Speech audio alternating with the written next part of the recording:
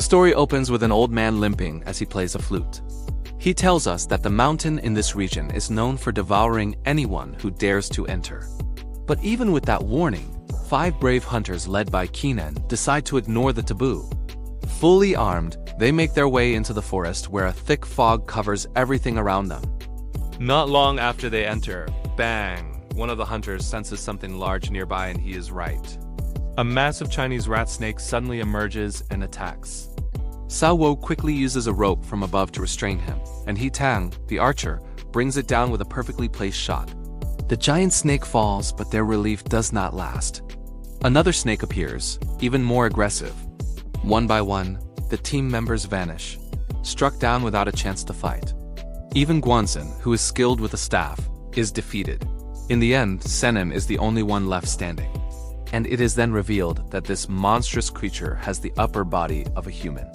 The next day, the scene shifts. A small family is preparing snake soup in their kitchen.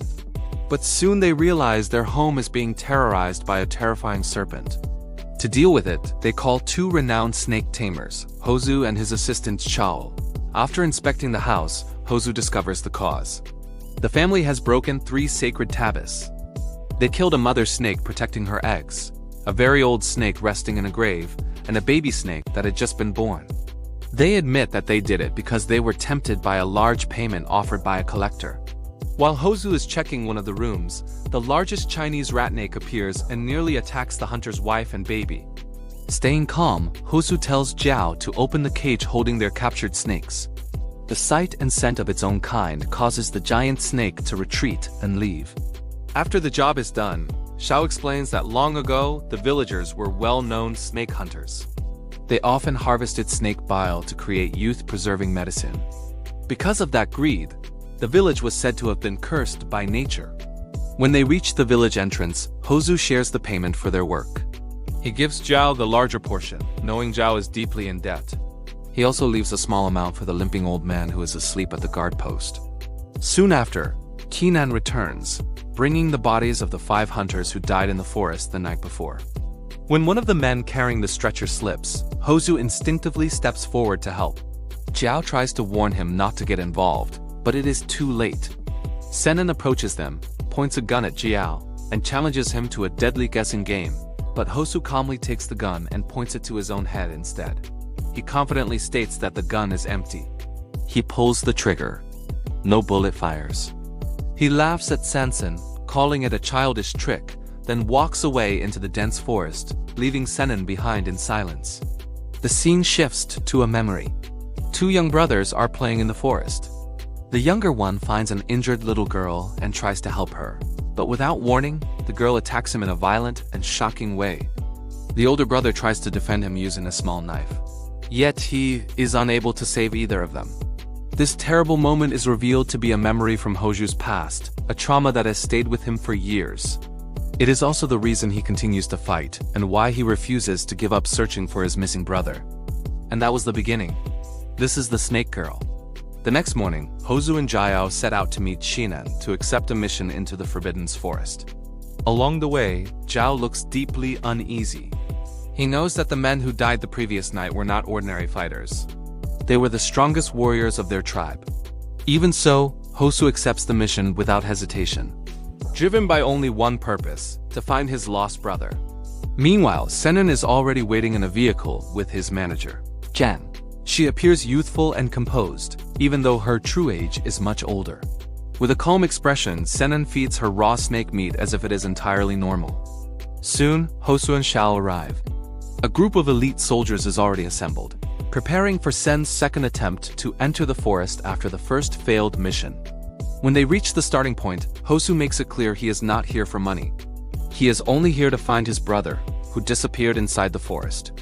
With that, the group heads into the dense wilderness, but they do not get far before encountering something disturbing. The river ahead is filled with the remains of animals and humans. Hozu warns them that this is a sign to turn back, but Seo, the leader of the special forces, responds with threats instead of caution. Jiao quickly steps in to calm the situation, allowing the group to continue. As they move deeper, the atmosphere grows heavier. Hozu smells something metallic, something rotten in the air. He warns that the ground around them has already been marked. They are being watched, surrounded, but Wang Shi brushes off the warning and even spits on the soil. Soon they arrive at an area filled with old gravestones.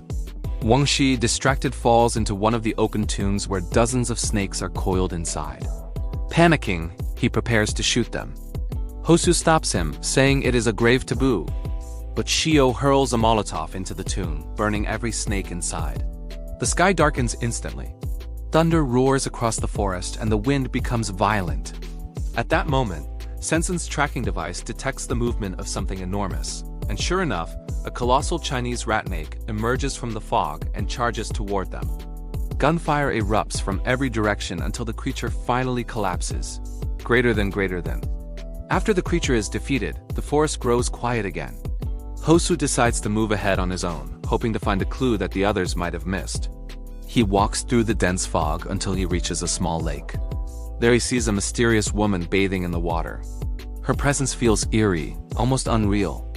But when Ji Yao arrives to see what Hosu is looking at, the woman disappears without a trace. The group continues their journey. Soon, a strange sound echoes from deep within the woods, putting everyone on high alert. Senan panics and fires his weapon toward the western tree-line, but the real threat comes from the opposite direction. A serpent woman with the body of a snake and the upper form of a human bursts from the fog and attacks with incredible speed. One by one, the soldiers fall.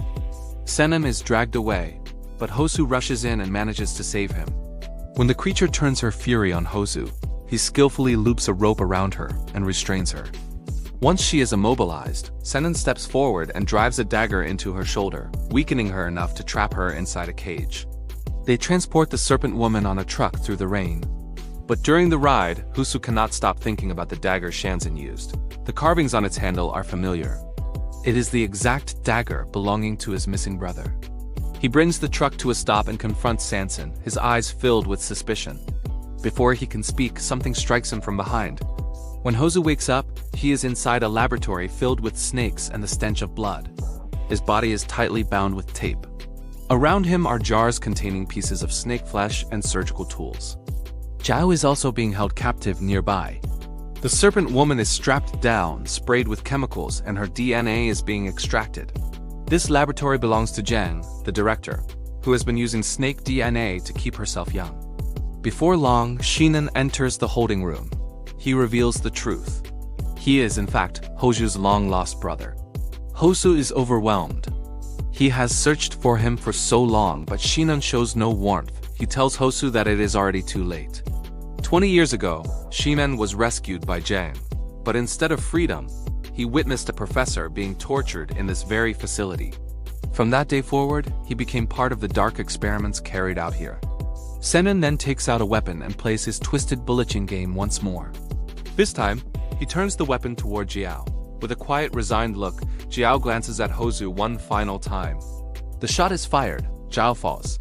Meanwhile, in the control room, Zhang watches the serpent woman through the security cameras. But when their eyes meet, the creature smiles back at her. Realizing the danger, Zhang orders nerve gas to be released, but it is already too late.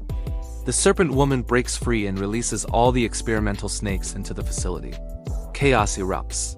The elite soldiers try to contain the outbreak, but one by one, they are taken down in gruesome and unstoppable attacks. Meanwhile, Senan relaxes in another room, unaware that the entire facility around him has already descended into chaos. In another part of the lab, Hosu is still tied up with tape, moments away from being executed. But just as the executioner raises a blade, the serpent woman bursts in and attacks. Strangely, she does not harm Hosu. She only takes his glasses, then slips away into the shadows. Suddenly, the limping old man appears, his face hidden behind a mask. He cuts Hosu free. Once released, Hosu immediately goes to jail, frees him from his restraints, and gives him a quiet final farewell. It is in this moment that he realizes the old masked man is the same limping guard from the mountain village. When asked who he really is, the old man simply says he still has unfinished business in this place. Together, they move through the dark corridors of the laboratory, searching for a way out.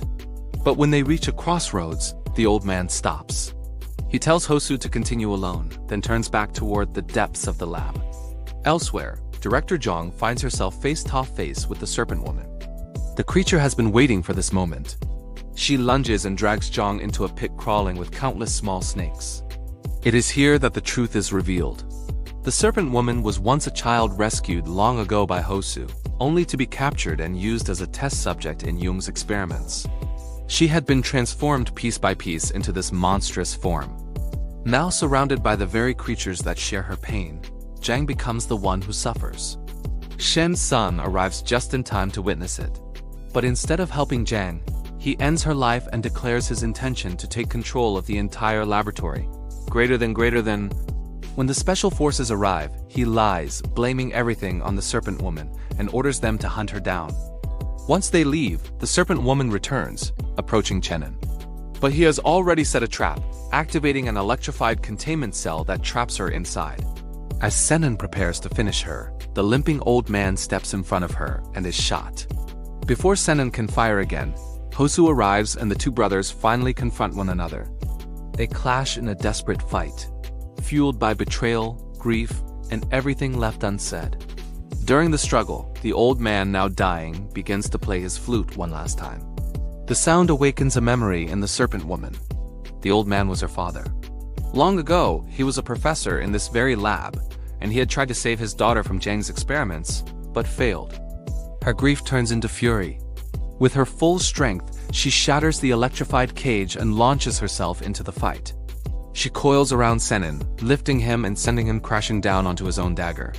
Senin dies by the very blade he once carried. The Serpent Woman then approaches her father's body. She remains there silent for a long moment. Then she walks toward Hosu. She whispers something he alone can hear and turns to leave the lab. When she steps outside, the special forces simply stand aside watching. None of them dare to stop her. A short time later, Hosu walks alone through the forest, following her trail. As if the two of them are connected by something unspoken, he keeps moving deeper into the trees. So the moral of the story is, if you see a giant snake in the forest, maybe just go home and eat instant noodles instead of trying to fight nature like you are the main character.